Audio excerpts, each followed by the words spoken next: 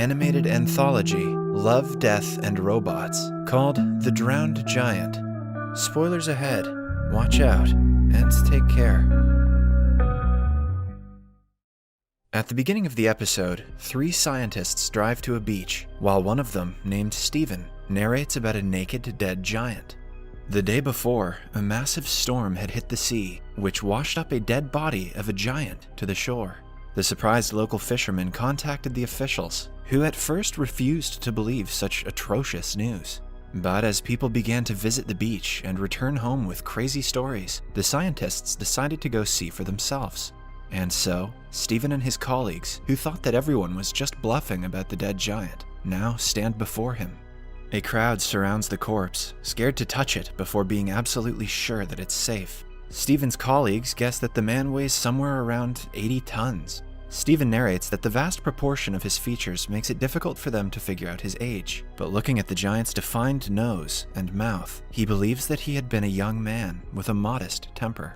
The 3 go around the giant's body, inspecting him. Steven sees a pool of water that had been collected in the corpse's palm, where tiny fishes swim. Steven says that beyond the size of the giant, the simple fact that he exists surprises him the most. He compares the giant's existence to the crowd on the beach and concludes that they are just imperfect and puny copies of him. As Steven looks at the creature, mesmerized, his colleague climbs on top of the corpse's chest and waves towards the crowd, indicating that it is safe to come near it. The people run towards him while cheering and climb up on top. Some of them comment that the body is rubbery and bouncy. Children start playing on his chest, trashing it with their shoes. Steven, however, doesn't touch or climb on it. He and his colleagues stare at the giant from afar while writing their notes. As time passes by, the people get enough of playing with the dead giant, and everyone returns home.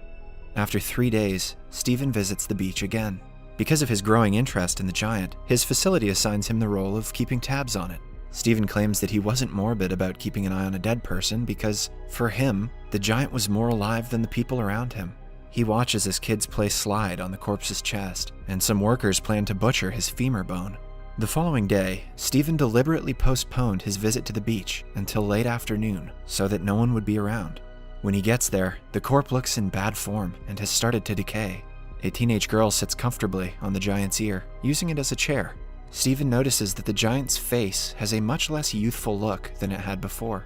He assumes it is because of prolonged immersion in seawater and tumefaction of tissue. As a crab crawls out of the giant's mouth, the scientist claims that it won't be long until he decays fully. Steven finally gets the courage to set foot on the corpse. Atop his chest, he sees a sandcastle someone had built. Then, his other arm comes into view, showing us that half of it has already decayed, and whatever remained of it has been taken away by the people. Meanwhile, his cornea has become hazy and cloudy, which gives his eyes a whirlpool effect. Steven looks at them, saying that the giant's suffering is less tragic than this isolation that he is facing.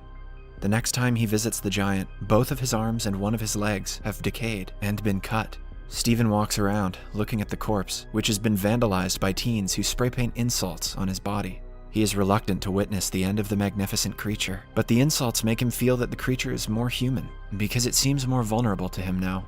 When Steven comes to the beach the following day, he is almost relieved to see that the corpse's head has been removed. Birds eat its flesh as Steven watches it from afar. Without the head, the corpse looked less human, which reduces Steven's relationship with the corpse that he had formed. After that day, he doesn't visit the beach for a few weeks. On his next journey, he witnesses that any feature indicating that the corpse was once human has vanished. The only thing that remains is the decaying gut of the once magnificent creature. By now, the interest of the crowd in the giant has expired. Months later, after the giant's arrival has been forgotten, various pieces of his body can be seen around town, especially his bones, which are used as decorations. While cycling one day, Steven notices the giant's skull lying abandoned. He believes that if he looks around the town's pubs, he will find mummified noses and ears as well. According to Steven, these decorations convey the giant's greatness, better than Steven's memory of his bloated and decaying appendages. As for the giant's genitals, it is shown that it had been cut off and placed in the Freak Museum in a circus. Steven narrates that the apparatus occupies a whole tent to itself, but is sadly mislabeled as belonging to a whale. At last, the scientist says that the people who saw the giant remember him only as a sea monster. However, for him, the giant is still alive, and he often dreams of his resurrection. In his dreams, the giant strides through the town, picking up his fragments on his return journey to the sea. The episode, although short, has a deep and metaphorical meaning in every scene. The fans of the episode have interpreted it their own way, but many believe that the narrator Stephen is the giant himself. Stephen feels the pain of the dead giant when no one else can. So, some fans think that Stephen and the giant are the same person. The giant might be trying to communicate through Stephen. Moreover, the way Stephen describes several stages of the decaying of the corpse in such detail makes one wonder if he is the one going through the stages. The decaying of the giant's corpse is also seen as a metaphor for several things. The narrator, Stephen, observes the decaying of the corpse very closely at every stage. First, he sees the process that was supposed to happen, that is, his body decaying by the passage of time. Then he notices people starting to amputate the corpse, treating it as a commodity. And the way humans treat him poorly showed him the extent of consumerism and exploitation that is considered normal in today's world. As the story progresses, Stephen begins to question what it means to be human, and when do we decide that we have lost humanity? Until the corpse had no head, he thought of it as a human just like him and the others around him. In fact, he believed that the giant was more of a human than tiny creatures like himself. However, after Stephen's sympathy towards the giant dropped, when he saw him only as a mass of flesh. Throughout the episode, we do not know who the giant is or where he came from. Rather, the drowned giant focuses more on the contrast of Stephen and other people's feelings towards the giant. In the book itself, J.G. Ballard concludes with the detail about the giant's appendage being displayed in a circus. This is to emphasize how much the giant was humiliated, even though he possessed a greater existence than them all. It also denotes humans' superficial and exploitative nature. Moreover, his genitals were labeled to be of a whale's, and his bones were mere decorations for the people. Here, it is clear that the giant has been completely stripped of his humanity.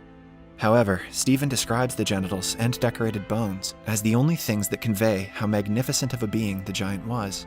Although he loves and remembers the creature more than anyone else, he believes that his memory of his decaying body would have never conveyed his greatness the way his preserved body parts do. The giant was just a myth before being washed up to the shore. People experienced his arrival for a short while, but forgot about him soon, turning his existence into a myth once again. We humans, like the giant, will someday fade away and remain only in the memories of the people we met. But eventually, those memories will fade as well, and we simply cease to exist. Whew, boy, that got dark. Subscribe for more videos like this, turn on notifications, and leave a like to help the channel out. Thank you for watching.